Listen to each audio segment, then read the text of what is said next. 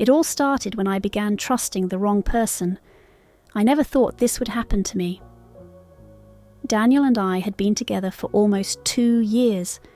We were that kind of couple people called perfect. He was caring, attentive, and always made me feel like the center of his world. I used to believe nothing could come between us, but looking back now, I realize how blind love can make you. It wasn't something big or obvious, it was the little things that began to crack the foundation of our relationship. Little things that, at the time, seemed harmless. Everything changed when Ryan started coming over more often. Daniel and Ryan had been best friends since childhood. They shared memories, inside jokes, and a bond that I thought was unbreakable. I didn't mind Ryan hanging around at first. He was always polite, a little too polite perhaps, but nothing to set off alarm bells in my head. At least, not at first. The first time I felt something was off was during a random evening when we were all watching a movie at our place. I sat between Daniel and Ryan on the couch, and somewhere in the middle of the film, Ryan's hand brushed against mine. It wasn't anything obvious, and he quickly pulled back, acting as if nothing had happened. Maybe it was nothing, but my gut told me otherwise. I didn't mention it to Daniel. How could I? It wasn't like Ryan had done anything overtly wrong. It was just a feeling. One of those feelings you bury deep because you're scared of sounding paranoid or insecure. So I brushed it off, telling myself I was overthinking. But it didn't stop there. In the weeks that followed, Ryan's visits became more frequent. Daniel didn't seem to notice anything unusual, but I did. I started feeling uncomfortable around Ryan. The way his eyes lingered a little too long when Daniel wasn't looking. The subtle comments disguised as compliments. "You look stunning today, Emily." Things he never used to say. I began to dread his visits. But I didn't want to create tension between Daniel and his best friend. So I smiled through it all, hoping it was just in my head. After all, who was I to question a friendship that had lasted longer than my relationship with Daniel? Then came the night of the party. It was supposed to be a fun evening, a small gathering of close friends at Daniel's apartment. The mood was light, laughter filled the room, and drinks flowed freely. I wasn't much of a drinker, but that night I let my guard down. I drank more than usual, maybe because I wanted to forget the unease that had been gnawing at me for weeks. At some point, the room began to blur. I remember Daniel laughing with some friends across the room, Ryan by my side offering me another drink. I hesitated, but took it anyway, not wanting to seem rude. That's the last clear memory I have of that night. The next morning I woke up feeling strange, disoriented, a pounding headache and a heavy sense that something was wrong. But I didn't know how to explain it. That night something changed, and deep down I knew my life would never be the same again. The morning after the party felt like waking up in a fog. My head throbbed, my body felt heavy, and something felt wrong. I tried to brush it off, blaming it on the drinks I wasn't used to. Daniel was his usual self, smiling as he handed me a cup of coffee before leaving for work, unaware of the turmoil quietly building inside me. Days passed, but I couldn't shake off the uneasiness. I started noticing strange changes in my body, constant fatigue, sudden waves of nausea, and this persistent dizziness that made even the smallest tasks feel overwhelming. At first I thought it might be stress. After all, I'd been on edge since Ryan started acting weird around me. But as the symptoms worsened, I knew I couldn't ignore them any longer. One afternoon, while Daniel was out, I found myself standing in the pharmacy aisle, staring at rows of pregnancy tests. My hands trembled as I reached for one. It's just to rule it out, I told myself, trying to stay calm. But deep down, a gnawing fear was already growing. Something told me this test would change everything. Back home, I locked myself in the bathroom, The dim light above flickered slightly as I opened the test, my heart pounding in my chest. I followed the instructions, then sat on the cold tiled floor, knees hugged tightly to my chest, waiting for what felt like the longest 2 minutes of my life. When I finally glanced down at the result, my world tilted. 2 pink lines. Positive. I froze. For a moment I couldn't breathe, couldn't think. All I could hear was the deafening echo of my own heartbeat. I stared at the test, willing it to change, but it didn't. The truth was right there in front of me. Pregnant. A whirlwind of emotions crashed over me. Shock, fear, confusion. My mind raced as I tried to make sense of it. Daniel and I hadn't been intimate recently. It couldn't be his.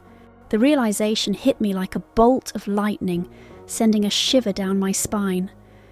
There was only one other possibility. Ryan. No, I whispered, shaking my head as if denying it would somehow change the reality. But deep down, I knew. I had known something was wrong since that night. Tears welled up in my eyes as the weight of the situation pressed down on me, suffocating and relentless. I didn't know what to do. My hands shook violently as I placed the test on the sink, trying to steady my breath. Telling Daniel felt impossible. How could I destroy him like this? How could I explain something I barely understood myself? There was only one person who could give me answers, Ryan. Fueled by a mix of fear and anger, I grabbed my phone and sent him a message. We need to talk. Now, minutes later, we met at a nearby park, the tension thick as I confronted him. I'm pregnant, I said bluntly, my voice shaking. Ryan didn't flinch. Instead, he smirked. And what do you want me to do about it? You can't prove anything. His words cut through me like a knife. At that moment, I felt my world crumble. I was carrying the child of a man I despised. The moment I walked away from Ryan, my mind spun in a whirlwind of fear, anger, and confusion. His smug expression, the coldness in his voice, everything about that conversation made my skin crawl. I wanted to scream, cry, run away, but none of it would solve the problem I was now trapped in. The only thing I knew for certain was that I had a choice to make, a choice I wasn't ready for. For days, I avoided Daniel. Every time he smiled at me or asked how I was doing, guilt gnawed at me, threatening to tear me apart from the inside. I couldn't sleep. I couldn't eat.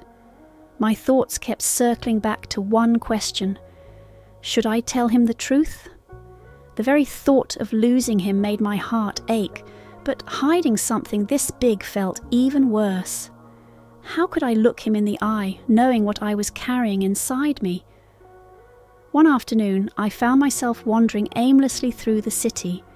I ended up at a park, quiet, serene, filled with the laughter of children playing nearby. I sat down on a bench, the cool breeze brushing against my skin, and watched as a young mother helped her toddler take wobbly steps. Tears welled up in my eyes. In that moment, I realized something terrifying. I was going to be a mother too. But how? How could I bring a child into a world where its very existence would be a constant reminder of betrayal and pain? The thought of abortion crossed my mind, but it felt wrong. No matter how complicated the situation, this was still a life, a part of me. Yet keeping the baby meant facing unimaginable consequences, losing Daniel, being tied to Ryan forever, and raising a child under the weight of this dark truth. I buried my face in my hands, overwhelmed by the enormity of it all. Anxiety tightened its grip around my chest, making it hard to breathe. What should I do? I felt so alone, so trapped in my own mind. And then, as if to push me further into the abyss, my phone buzzed. It was a message from Ryan. "Don't think of telling Daniel. You'll regret it." I stared at the screen, my heart pounding furiously in my chest. His words felt like a threat, a noose tightening around my neck. I knew Ryan well enough to understand that he wasn't bluffing. If I told Daniel, Ryan would do everything in his power to ruin me. Tears blurred my vision as I dialed Jessica's number. She was the only person I could trust with something this heavy. Within minutes we were sitting in her living room, the familiar scent of vanilla candles offering a brief comfort. I poured my heart out, telling her everything, the pregnancy, Ryan's response, my fear of losing Daniel. Jessica listened intently, her eyes filled with empathy. When I finally finished, she placed her hand on mine. "Emily, you have to tell him. Hiding this will only make things worse. He deserves to know the truth." Her words struck a chord deep within me. I knew she was right, but fear still clung to me like a shadow. What if telling Daniel destroyed everything? What if I ended up alone, with nothing but regret to keep me company? But as I looked into Jessica's eyes, I found a flicker of courage. For the first time in days, I felt a small sense of clarity. I couldn't keep living in fear.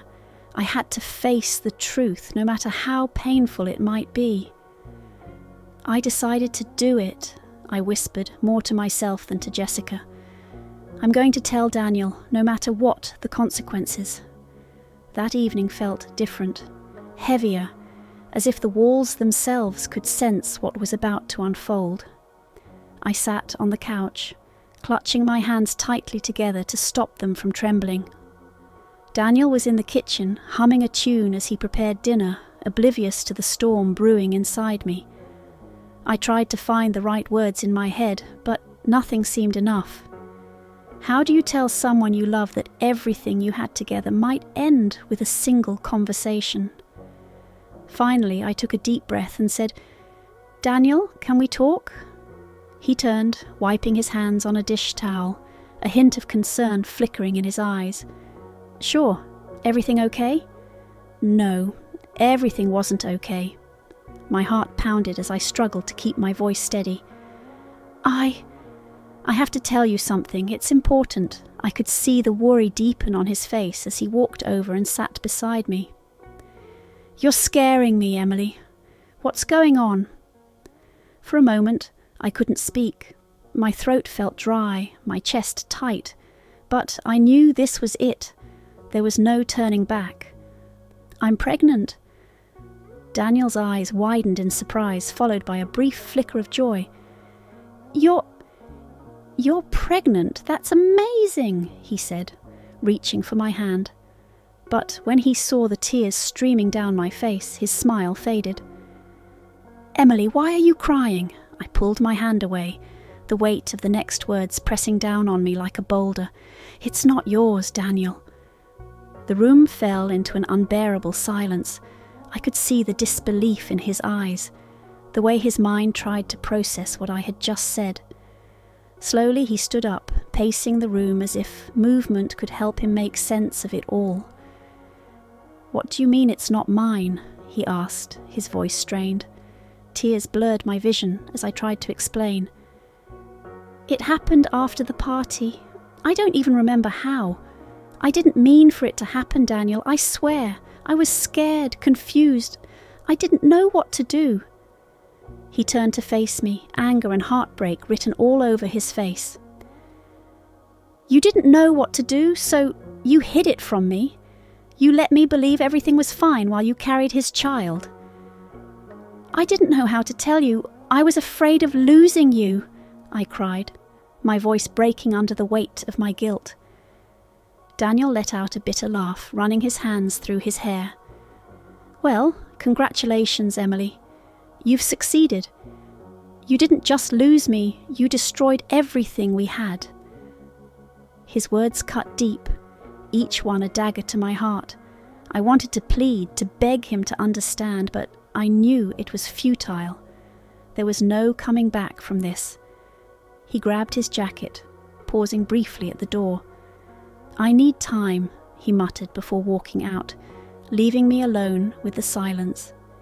In the hours that followed, I sat there numb, replaying the scene over and over in my mind. I had lost Daniel, the one person I loved most. But strangely, amid the heartbreak, I felt a small sense of relief. The truth was out. There was no more hiding, no more fear. All that was left now was to move forward. I didn't know what the future held, but as I placed a hand on my stomach, I made a silent promise to myself and the life growing inside me. I would be strong. I would keep moving, one step at a time.